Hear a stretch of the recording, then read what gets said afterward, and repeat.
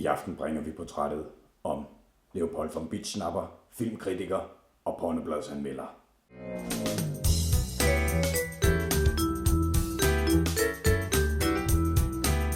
Velkommen til dig, Leopold von Bitschnapper. Danke! Du er jo filmkritiker og pornobladsanmelder. Ja. Øhm, Kom nu! Det første spørgsmål, jeg gerne vil stille dig i aften, Ja. det er det, vi alle går og venter på. Ja. Har du været inde og se nogle rigtig fede nye film, Nej, der kan komme på endnu? det har jeg satme ikke. Det har jeg satme ikke. Det har du ikke, nej. Hold kæft, noget for publet lort, jeg har været inde og se, mand. Hvad har du været Der er inde ikke og se? noget, der har fået over 1,5 stjerne, mand. Så fucking ringe jeg har været. Nu ved jeg, at du har været inde og se Saw. Ja.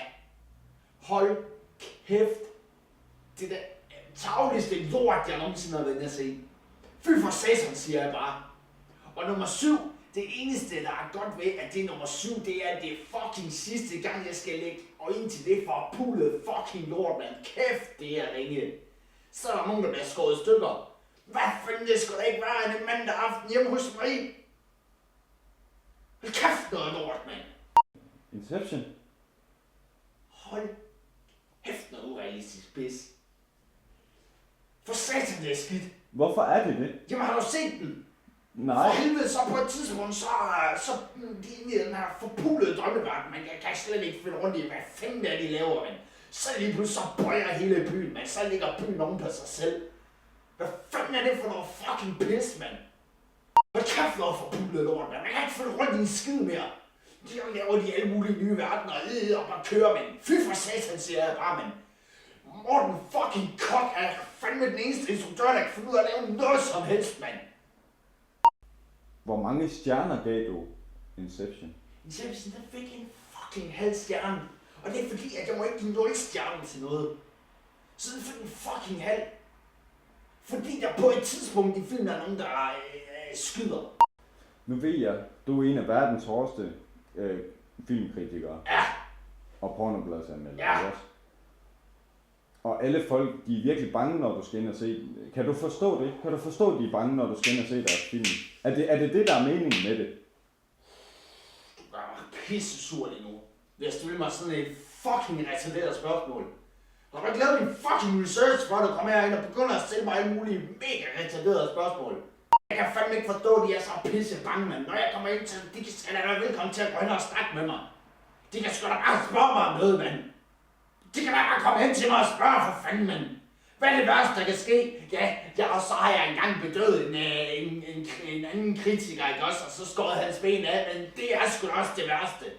Så har jeg fandme ikke gjort noget, der er værre.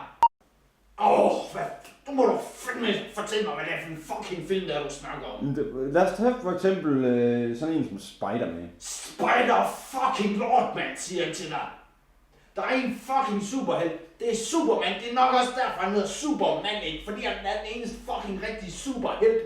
Spider-Man, hvor han bliver bidt af en fucking edderkop og bliver til en, der kan skyde spindelvæv ud af armen. Det kan han sgu da ikke.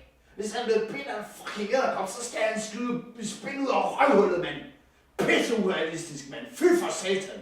Kan du ikke give mig et kort referat af Avatar?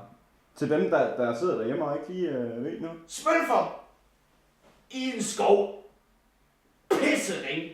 Og så har de nogle flyverælder. Men det er fandme som om de bare har stjålet smølferne, mand. Smølferne og Pocahontas. Det er faktisk bare Pocahontas med smølfer. Fuldstændig. Hold kæft, det er skidt, mand. Jeg kan ikke forstå, at James Cameron han kan blive ved med at lave lortefilm, mand. Må han kraftedme snart finde den fucking jagtriffel og skyde sig selv i venstre øjeæble, mand. Fy for helvede, mand. Fuck, han er ringe.